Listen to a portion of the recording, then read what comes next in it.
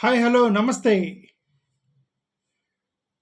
ఒక 6 ఎంపీలు వైఎస్ఆర్‌సీపీని వీడి టీడీపీలో జాయిన్ అయిపోతున్నారంట. 6 ఎంపీలు.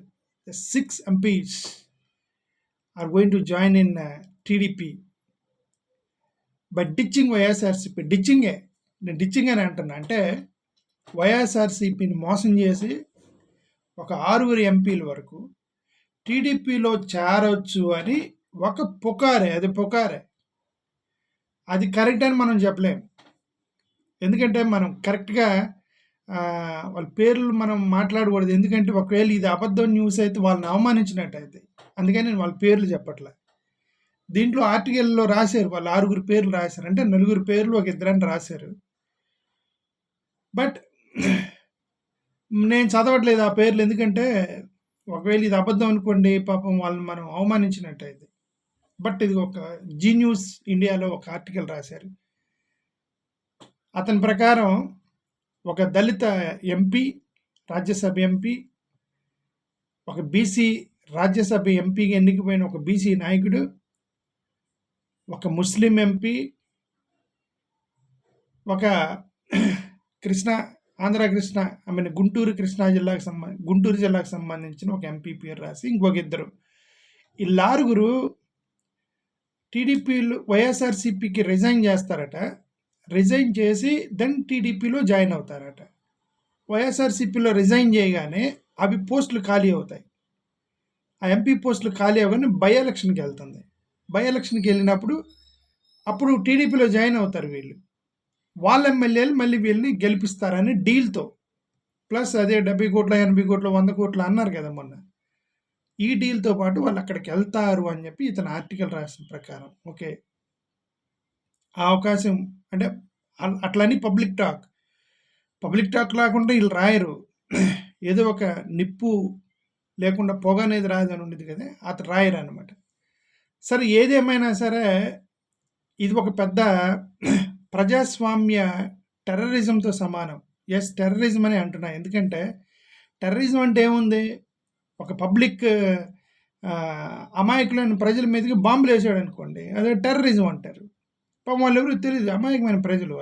వాళ్ళు ఏదో వాళ్ళ దారిన కూరగాయలు కొనుక్కునేవాళ్ళు, సినిమాలు చూసేవాళ్ళు, గోకుల్ చాట్లో చాట్ బండారు తినే వాళ్ళ మీద టక్కున వెళ్ళి బాంబు పేల్చారనుకోండి, అలా అమాయకమైన ప్రజలు చచ్చిపోతారు. అలాగే ప్రజాస్వామ్యంలో కూడా ఏంటంటే ఒక ప్రజానాయకుల్ని, ఒక రాజకీయ నాయకుల్ని ప్రజాస్వామ్యంలో ప్రజలు, ఓటర్లు మిమ్మల్ని నమ్మి ఓటేసి రైట్ మిమ్మల్ని గెలిపించిన తర్వాత మీరు టక్కన వాళ్ళ ఆశని, ఎమోషన్స్ని మీరు దెబ్బతీస్తే అది టెర్రరిజం. ఎమోషనల్ టెర్రరిజం అంటారు దాన్ని. డెమోక్రటిక్ ఎమోషనల్ టెర్రరిజం కింద సమానం. ఇది ఒక సినిమా, హాలీవుడ్ సినిమా ఒకటి ఉంది, డెమోక్రటిక్ టెర్రరిస్ట్ అని ఒక సినిమా ఉంది, హాలీవుడ్ సినిమా. ఆ సినిమాలో ఒక డైలాగ్ ఉంటుంది హాలీవుడ్ మూవీలో. మీరు దాడి చేసేది అమెరికా ఎంబసీ మీద కదరా, అమెరికా మీద అంటాడు. అంటే అమెరికా ఎంబసీని టార్గెట్ చేస్తారు టెర్రరిస్టులు. మీరు అమెరికా ఎంబసీని టార్గెట్ చేస్తే మీరు కూల్చేది అమెరికా ఎంబసీని కాదు, అమెరికాలో ఉన్న ప్రజల యొక్క ఎమోషన్స్ని, అమెరికాలో ఉన్న ప్రజల్ని అని చెప్పి వాడు అంటాడు. అదొక డైలాగ్ ఉంటుంది దాంట్లో, ది డెమోక్రటిక్ టెర్రరిస్ట్ అనే దాంట్లో.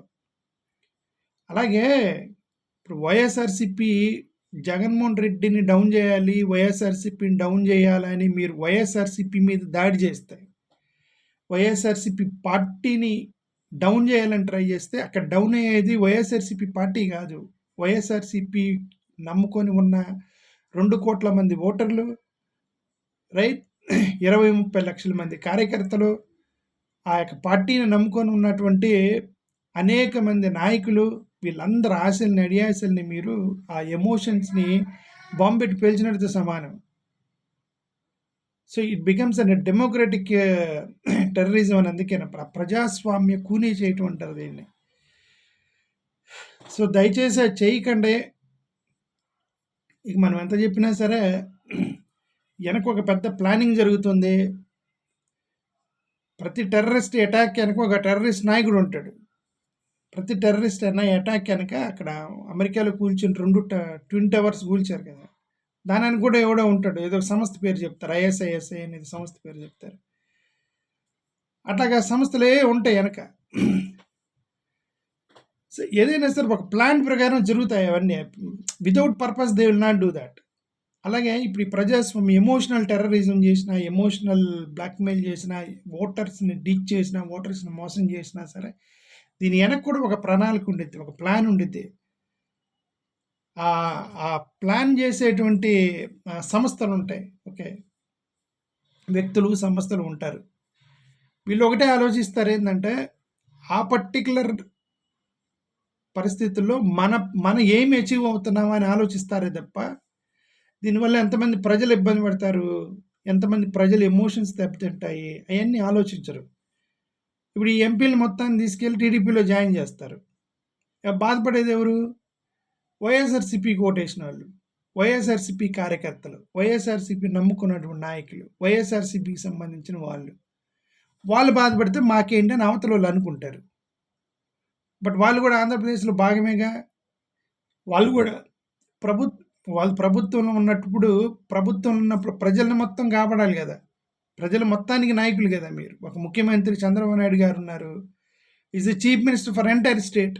దాంట్లో వైఎస్ఆర్సీపీకి ఓటేసిన వాళ్ళకి ముఖ్యమంత్రి ఆయనే, టీడీపీకి ఓటేసిన ముఖ్యమంత్రి ఆయనే.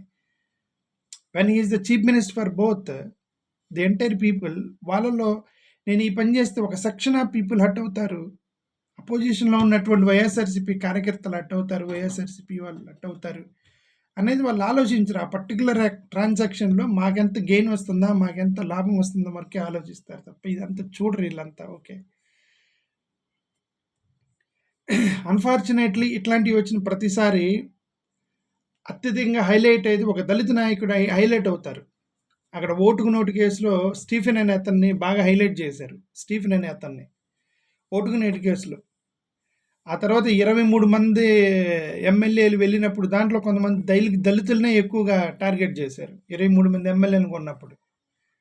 మొన్న ఎమ్మెల్సీలని క్రాస్ ఓటింగ్ చేసినప్పుడు ఉండవల్లి శ్రీదేవి గారిని హైలైట్ చేశారు.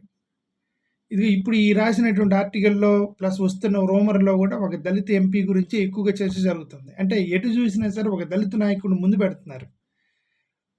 అంటే అర్థం ఏంటంటే ఒక దళిత నాయకుడినే బలి చేయడానికి ట్రై చేస్తున్నారు ప్రతిసారి.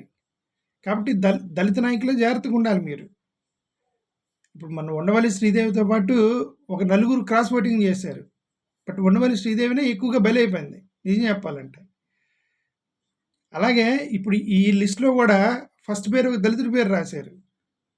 రేపొద్దున వీళ్ళు క్రాస్ ఓటింగ్ చేస్తే ఫుట్బాల్ ఆడతారు దళితుడిని, మిగతా వాళ్ళని ఏమంటారు, అతను దళితుని ఫుట్బాల్ ఆడతారు. ఓకే సార్, మోర్ ఓవర్ కొద్దిగా త్వరగా పడేది కూడా వీళ్ళే. ఎందుకు ఆర్థిక ఇబ్బందులు, డబ్బులు చూడగానే కొద్దిగా పేదరికాన్ని తట్టుకోలేక వెలవెల్లాడేటువంటి మాలాంటి వాళ్ళు అందరూ ఏం చేస్తారు, కొద్దిగా డబ్బులు చూడగానే టక్కన కాంప్రమైజ్ అయిపోతారు. రైట్. సో అలాగే ఒక దళితుడు ఇక్కడ కాంప్రమైజ్ అవ్వడానికి సిద్ధంగా ఉన్నాడని ఇక్కడ ఈ ఆర్టికల్ రాసిన ప్రకారం. ఓకే, ఇది జరగకూడదని మనం కోరుకుందాం. బట్ ఏదైనా సరే ఇంకొకసారి హెచ్చరిస్తున్నాము, వైఎస్ఆర్సీపీకి సంబంధించిన ఎవరైనా సరే మీరు క్రాస్ ఓటింగ్ చేసినా, పార్టీకి రిజైన్ చేసి పోయినా సరే ఇది ప్రజలను మోసం చేసినట్లెక్క. మీకు ఒక మ్యూజియం కట్టి మ్యూజియంలో కడతారు. 100% ఈసారి వైఎస్ఆర్సీపీ కార్యక్రమం ఒక మ్యూజియం ఏర్పాటు చేసి ఎవరెవరైతే ఈ కట్టప్పలు ఉన్నారో, ఎవరెవరైతే పార్టీ మారి మోసం చేసిపోతున్నారో మీకు ఒక విగ్రహాలు సృష్టించి ఆ విగ్రహాలు ఒక మ్యూజియంలో పెడతారు.